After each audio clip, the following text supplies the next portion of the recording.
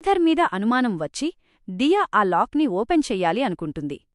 ముందు బయటికి వెళ్ళి డోర్ లాక్ చేసి బెడ్రూంలో ఉన్న ఆ సీక్రెట్ డోర్ దగ్గరికి వచ్చింది. తన హెయిర్ పిన్ సాయంతో ఆ లాక్ని ఓపెన్ చేసింది. ఆ డోర్ ఓపెన్ చేయగానే దియా వణికిపోతుంది. అసలు శ్రీధర్ ఏం చేస్తున్నాడు, ఏంటి ఇదంతా అనుకుంటుంది. అలా లోపలికి వెళ్ళి అక్కడ ఉన్నవి అన్నీ చూసింది. అవన్నీ చూసి దియా చాలా భయపడింది. ఎందుకు అంటే ఆ గదిలో ఒక పెద్ద ఐస్ బాక్స్ ఉంటుంది. ఆ పైన కబ్బోర్డ్స్లో 50కి పైగా హార్ట్స్ ఒక గ్లాస్ జార్లో పెట్టి ఉంటాయి.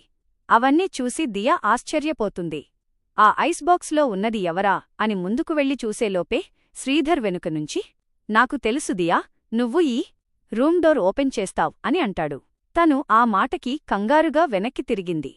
నువ్వు మొదటిసారి మా ఇంటికి వచ్చినప్పుడే నీకు ఆ డోర్ మీద అనుమానం వచ్చింది.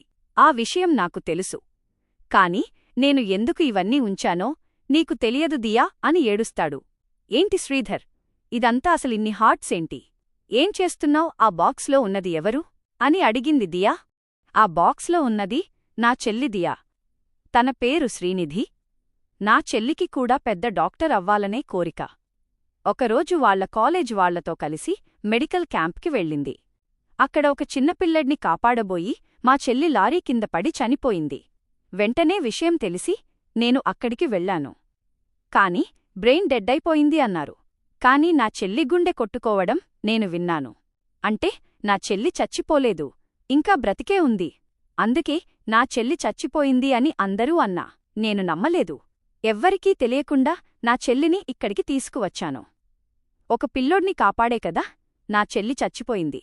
అందుకే నేను పనిచేసే హాస్పిటల్, పిల్లల గుండెలు అన్నీ తీసుకువచ్చేసి నా చెల్లికి ఆపరేషన్ చేస్తున్నాను. ఏదోకరోజు నా చెల్లికి సరైన గుండె దొరికిద్ది. అప్పుడు నా చెల్లి బ్రతికే ఉంటది అంటాడు. శ్రీధర్ మాటలు విన్నాక దియాకి శ్రీధర్ గురించి పూర్తిగా అర్థమయ్యిద్ది. సరే శ్రీధర్, నేను వెళ్ళొస్తాను, మనం రేపు మాట్లాడుకుందామనింది. ఏమయ్యింది దియా, ఎందుకు వెళ్ళిపోతున్నావ్ అంటాడు శ్రీధర్.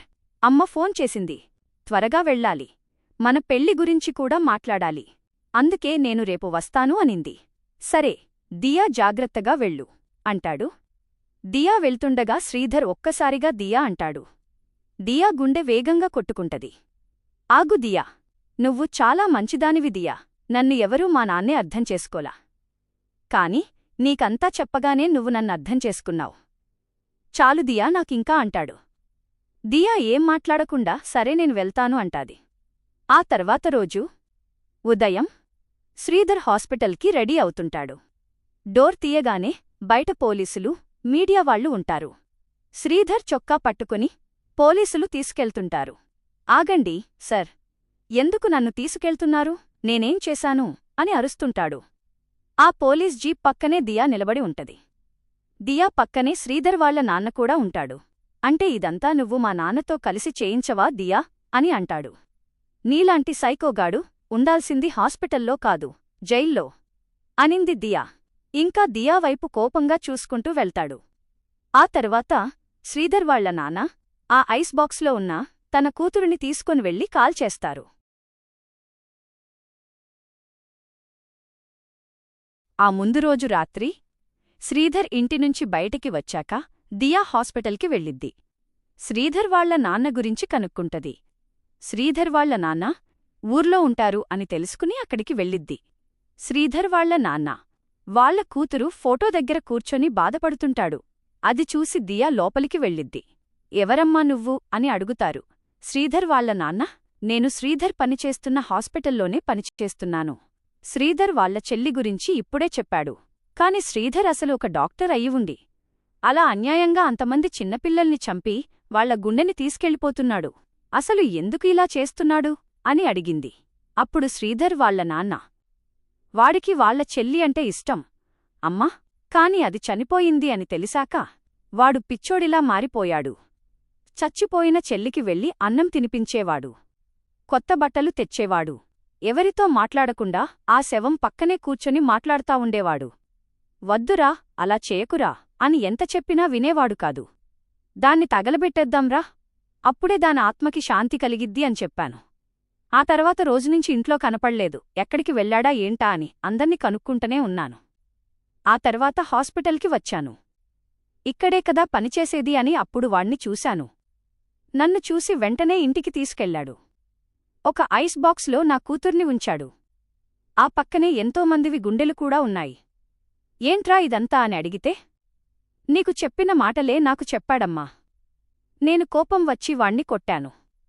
నువ్వు ఇంకోసారి ఇక్కడికి వస్తే నిన్ను చంపేస్తాను అని బెదిరించాడు. అమ్మా, వాడు ఎంతో మంచి డాక్టర్ అని పేరు తెచ్చుకొని చివరికి ఇలా ఒక రాక్షసుడిలా మారిపోయాడు. నేను ఏం చేయలేక ఇలా రోజు బాధపడుతూ ఉన్నాను అంటాడు.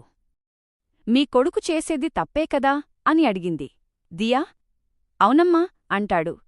శ్రీధర్ వాళ్ల నాన్నా, మరి శిక్ష పడలవద్దా, మీరే చెప్పండి అని అడిగింది. వాడికి శిక్ష పడాలమ్మా, నా కూతురుని నాకు ఇప్పించండి అని దండం పెడతాడు శ్రీధర్ వాళ్ల నాన్న. సరే, రేపు ఉదయం మీ అబ్బాయి ఉంటున్న ఇంటిదగ్గరికి రండి అని చెప్పిద్ది. చెల్లిపై ఉన్న మితిమీరిన ప్రేమే శ్రీధర్ని డాక్టర్ నుంచి సైకోగా మార్చేసింది. ప్రేమించే మనిషికంటే అతని మంచి వ్యక్తిత్వమే ముఖ్యం, లేదంటే ఆ ప్రేమే మనకి శాపమవుతుంది. మా వీడియోస్ మీకు నచ్చినట్టయితే మా ఛానల్ని సబ్స్క్రైబ్ చేసుకోండి. ఇలాంటి వీడియోస్ మరిన్ని మీ ఫోన్లోకి రావాలి అనుకుంటే లైక్ చేయండి, కామెంట్ చేయండి అండ్ షేర్ చేయండి.